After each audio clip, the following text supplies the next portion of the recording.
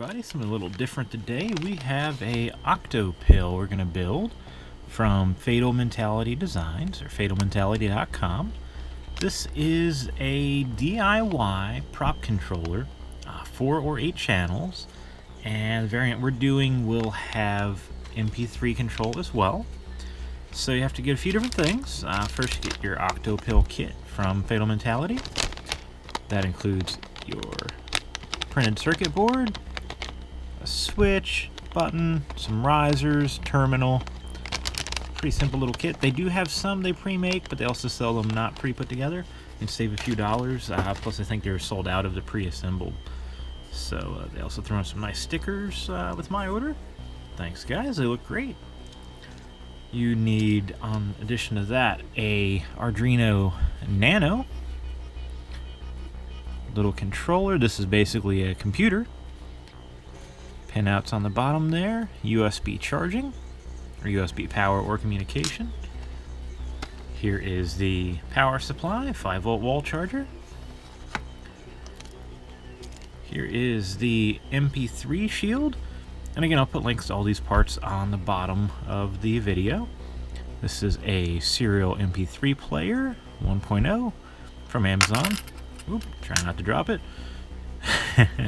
Also, there is a micro SD card slot on this. Looking to see, there's the orientation where the card goes in. You need a micro SD card, nothing huge. And then, of course, your relay. I have a 8-channel relay. You can do 4-channel as well, but for the price, you might as well do an 8 because there's not a huge price difference for twice the capacity. So this could control pretty serious prop or props. Lighting, whatever you want to do with it, really. And you'll see you have your screw terminals here on one side, so all the wiring's pretty easy once you have it together. So we'll get started here. I have my little helping hands. These things are great.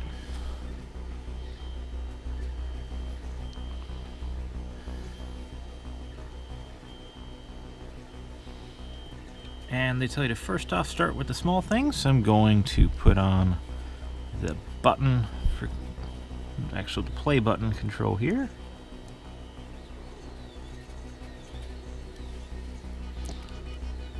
That kind of holds itself in place. They also warn that the switch that switches between 4 8-channel relay is a very snug fit. It is. I've already pre-bent the terminals. You'll see how they're bent here a little bit. That just makes it fit just right. A little bit of force to get it in there.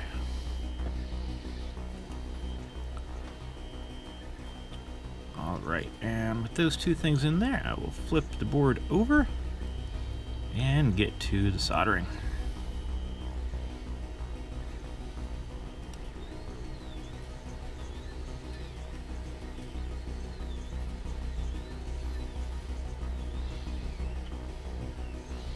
Angle this so we can see halfway decently.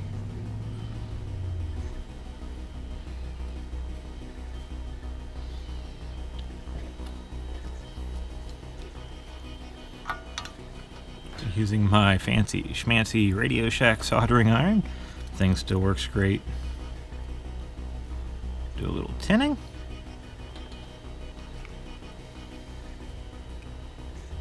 One and two.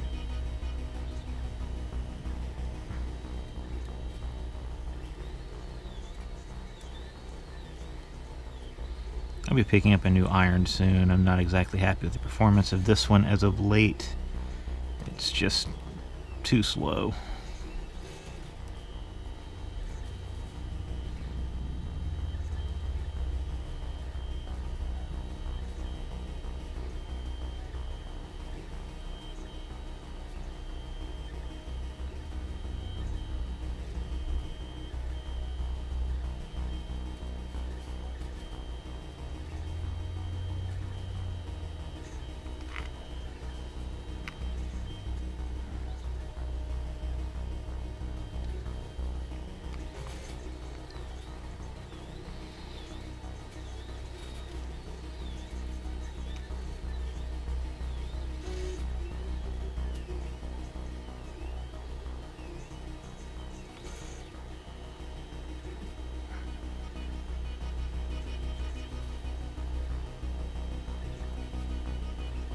And sorry for the background noise there, that is my 3D printer running.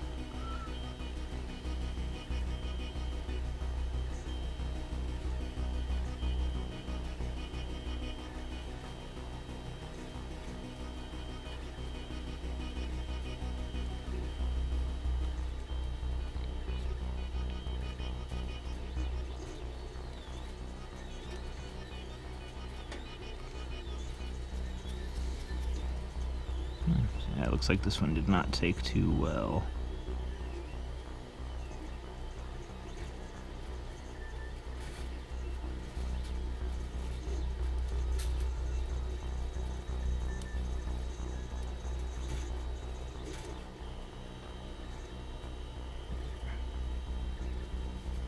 That's better.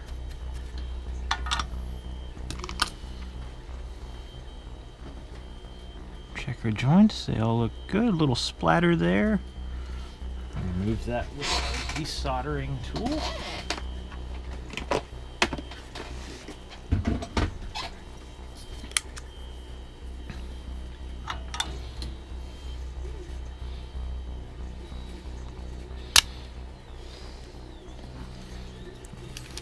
Don't have any rosin wick. I wish I did. That would be ideal here, but that should do the trick there.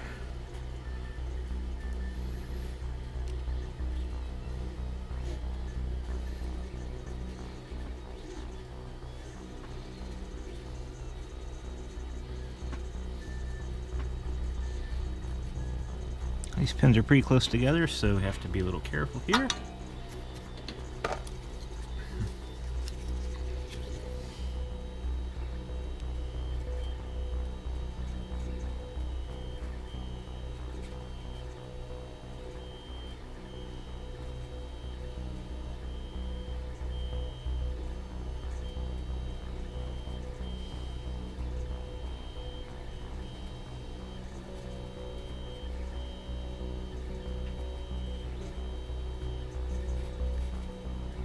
Trying to make sure we didn't get a cold solder there.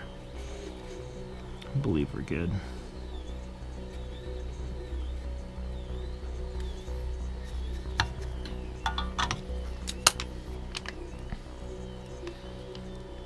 It looks like that was a cold solder.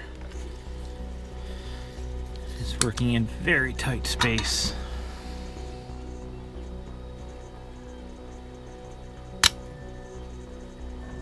That looks better.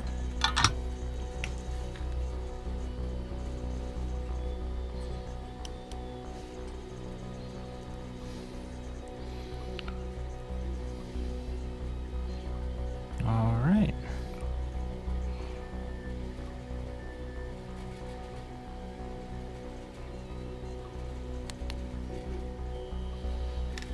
And as always, we can check our work.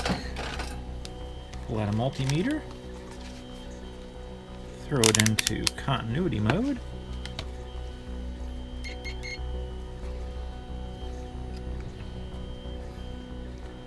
and let's see.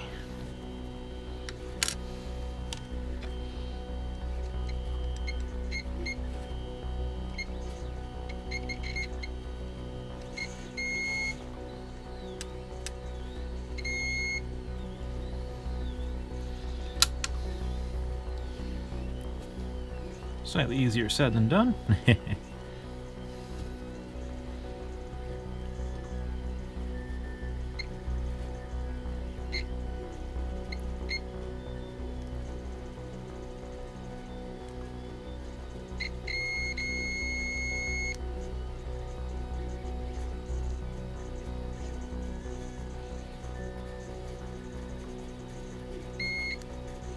All right.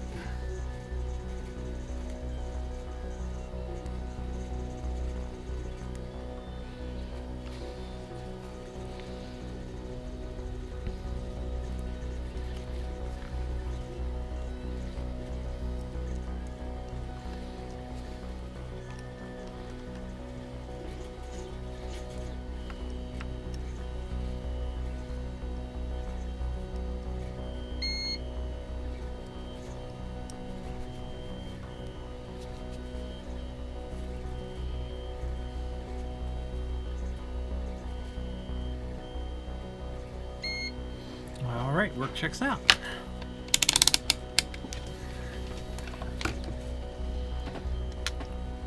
So now we will knock out the MP3 riser.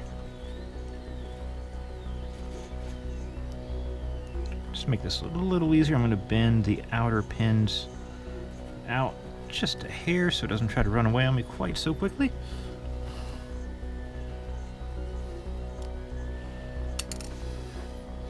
Didn't really help though.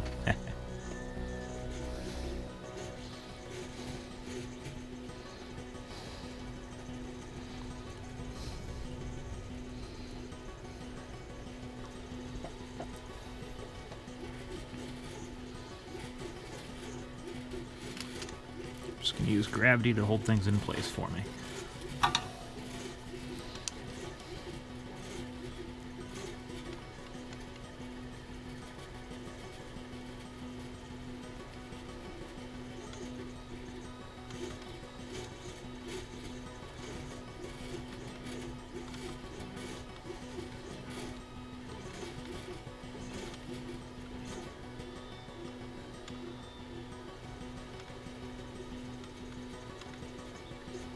Looks like my iron's finally up to temperature here, so things will go a little bit faster now.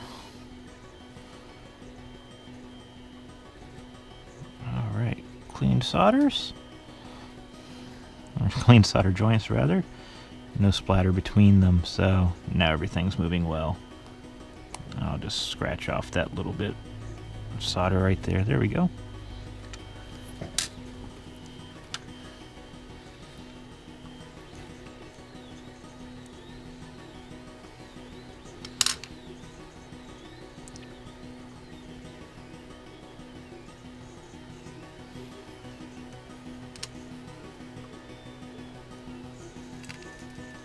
Do this step next. Make sure your terminals are facing outwards.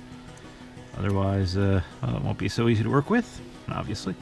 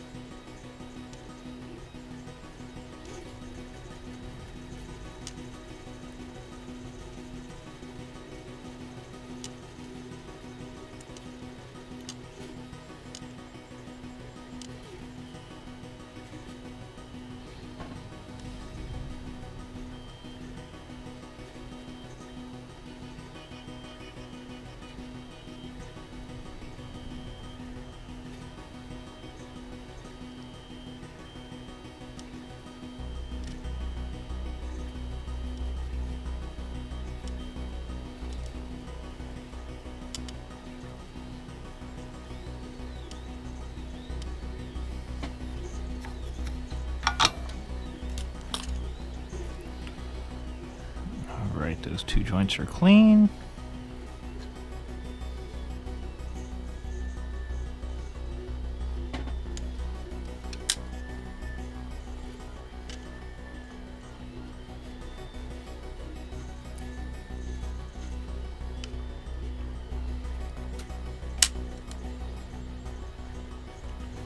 Now this is where things get a little bit fun.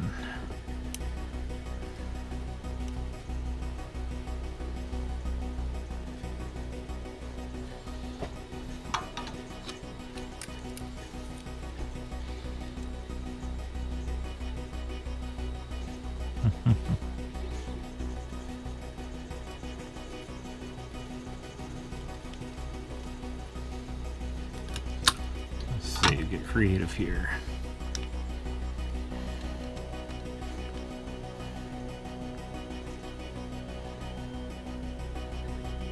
There we go. That's holding that in place.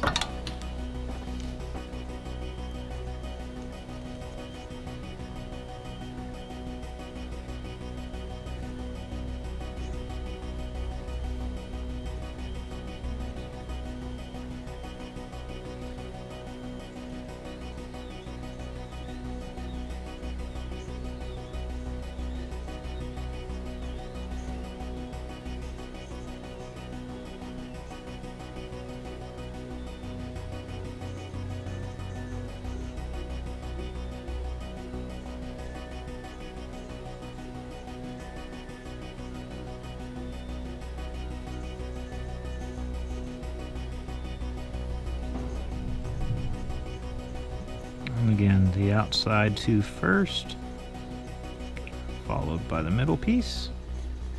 Oop. Just gunked up my iron a little bit.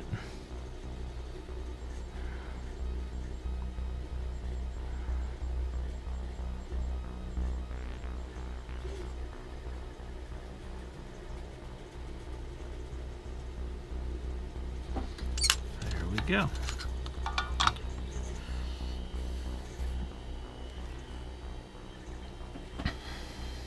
And again, three very clean joints there. Now I did find one issue. The risers that came with this for the Arduino Nano actually had one too many pins. What I found was you can actually just pull the pin right out because it actually would not seat on the board because there were more pins than holes on the board. Probably just an oversight, but easy fix nonetheless.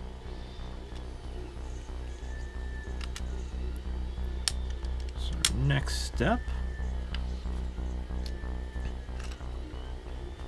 going to feed the riser 4, actually, which is going to be easier here. Yes, I can solder this from the outside, but this will be much easier that way. So again, start on the outside pins, clean my iron decently before I start this.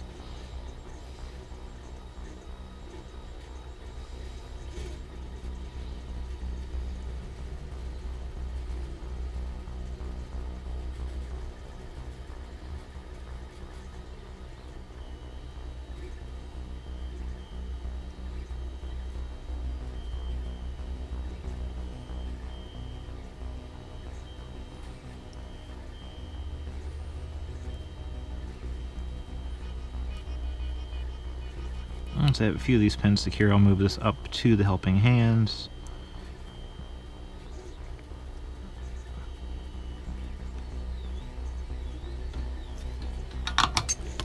Make sure that was a good joint.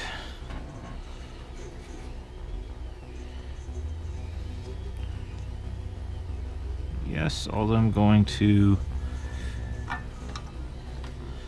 soften and realign that just a smidge. Should be good now. It was just a little bit crooked due to the position of the board as I was working on it, but now it should be golden.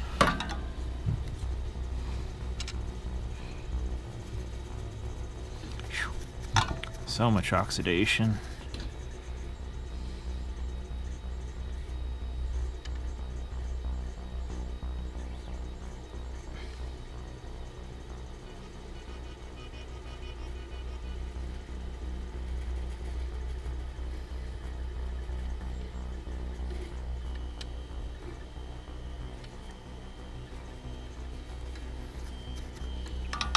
Go.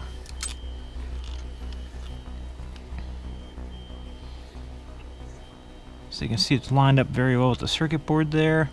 Plastic's flat, so it'll be a nice firm support when it's all said and done. Now, I'm not 100% happy with that joint right there, so I'm going to make an adjustment.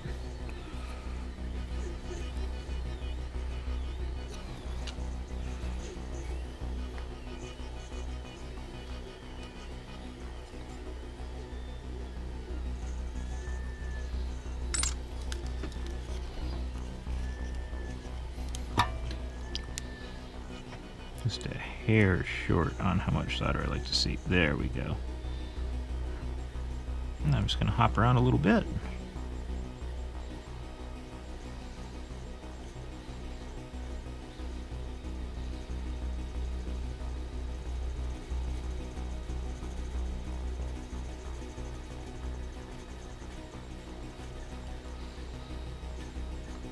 I would strongly recommend getting a air filter that pulls in the smoke from doing this. I've ordered one, it's not here yet.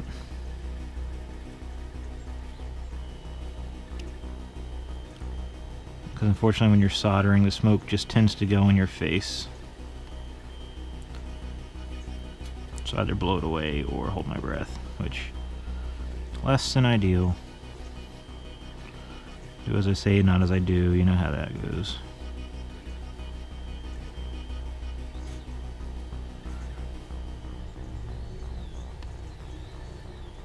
Oh, that got a little messy right there.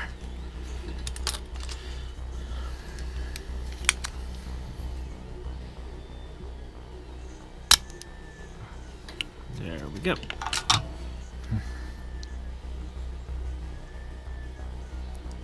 And all of those joints look clean except for that one. Let's see if we can't just pop that little bit right off the board there. Shouldn't be in the way of anything though. Alright, now time to flip things around.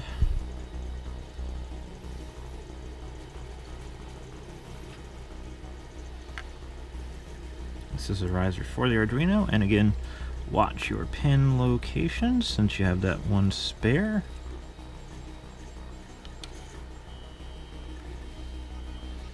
I'm actually going to put both of these in place at once. They don't fit perfectly, just jiggle wiggle them into place, but be careful while doing so.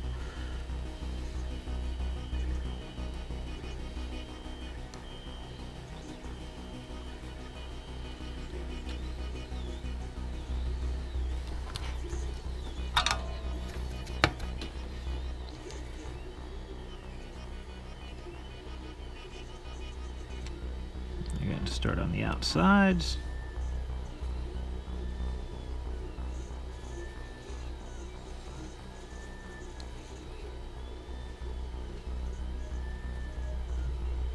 Oop. Cold solder. Yeah, I definitely have to pick up a new iron because this one is not cooperating well at all.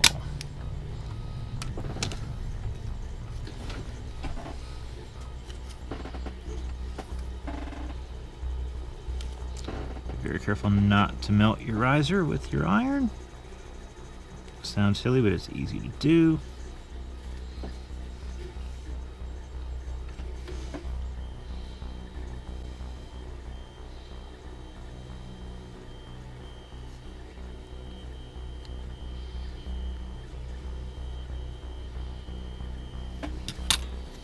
Flip things over, make sure it's all straight.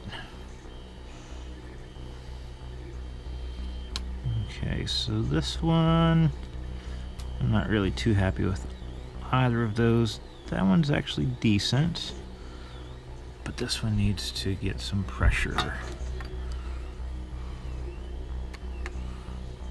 There we go. See if I can't bring this one in just a hair.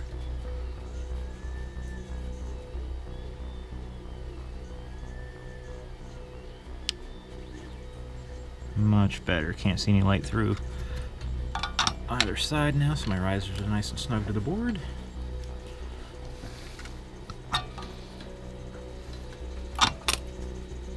Again, I'll put my helping hands to use here.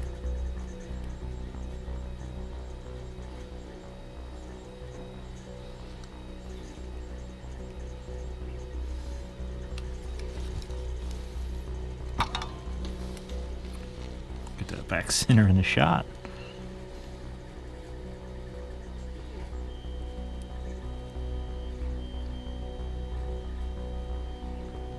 When you're tinning, be careful just to tin it slightly, not to get a glob on it. I think that's what happened at the end of the board there, the one I had to desolder.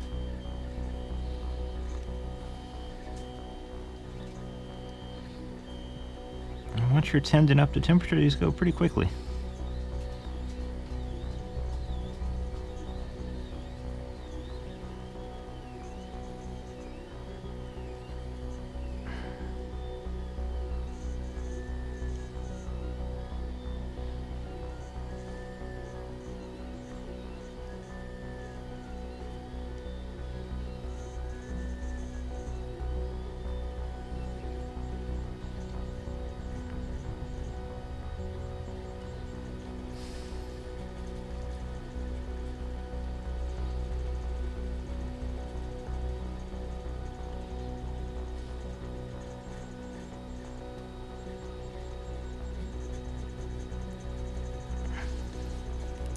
Again, watch your riser with the iron.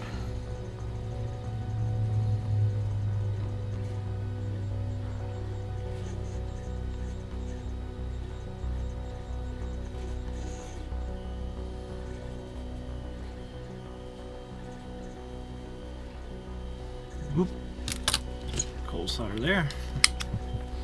When I say cold solder, that means that there was solder put in place, but it didn't properly adhere between the contact and the board. And it would probably work, but it might not. And that's not something I want to deal with. So that's why when I do that, I use the desoldering tool to literally suck away any excess. I'll make sure it's nice and clean.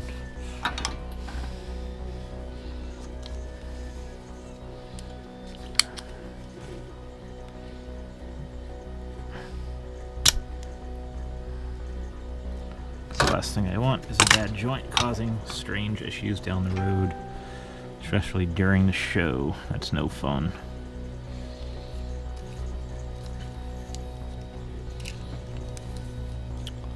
Spool out some more solder.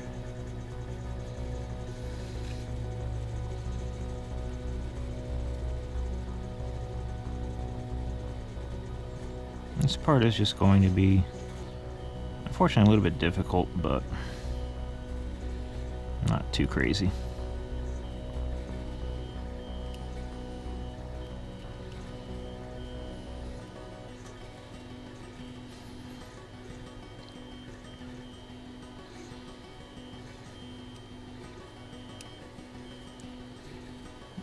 You'll notice that the pins have a flat side. If you get the iron against that, that gives you more surface area for the heat to transfer, so it will speed things up a bit. Also gives your iron a more stable place to push up against.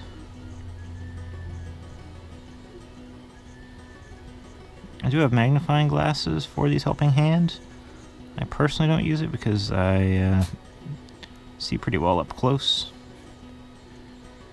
But it can be handy if you don't have the best eyesight.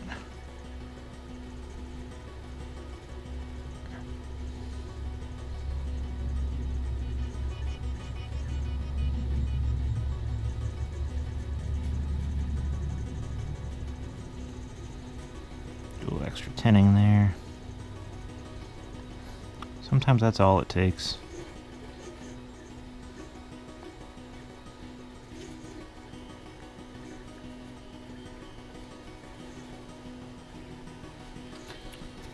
Iron's just getting gunked up, so clean it off real quick. Got a clean work surface there.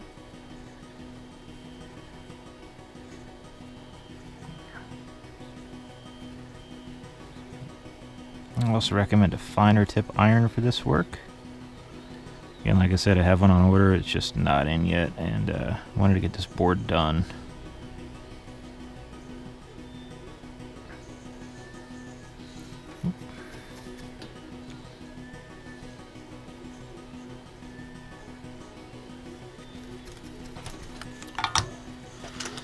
Alright, so let's see how we're looking here.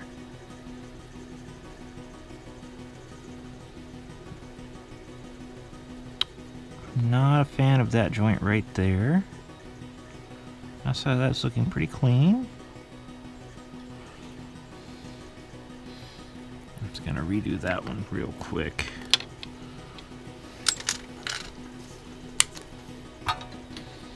It's just not pretty.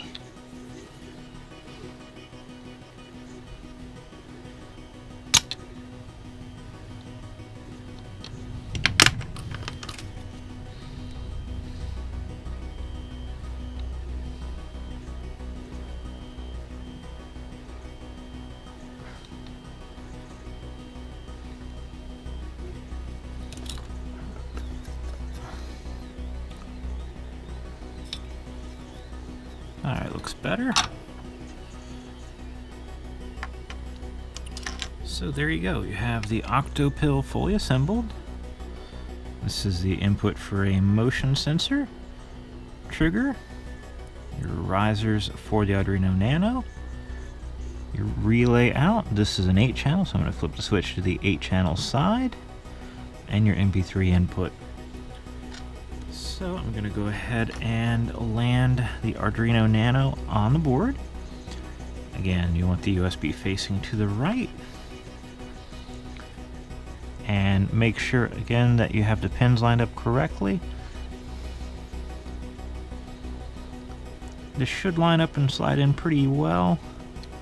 Don't want to use too much force on these. But it might take a little bit of gentle persuasion. I might have to go back and forth a little bit.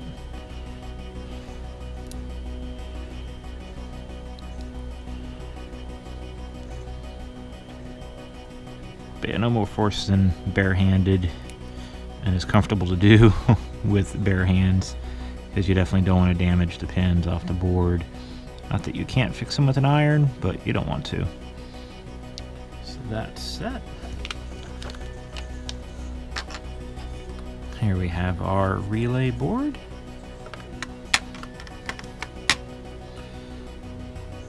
It goes in this orientation. Again, with the power facing towards the right.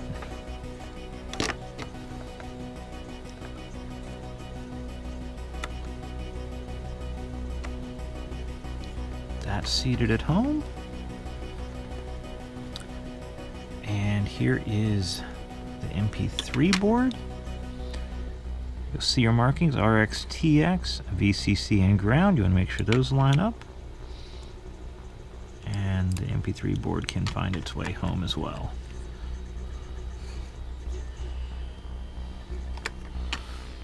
And there you have it. We just built a prop controller, 8 channels, motion input, secondary input, a manual play button, and an MP3 output with a headphone, or basically a line output.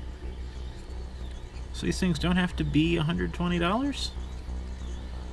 You definitely do much better than that. If you're a homebrew type, do these on your own. It's not a big deal. If you're not the soldering type, though, we do move some of these when we have spares through our Haunt Tech Tips Originals page.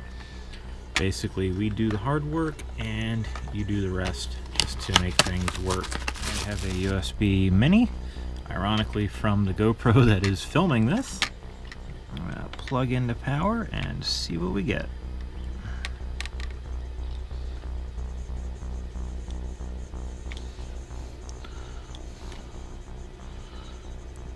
Alrighty, it is powered.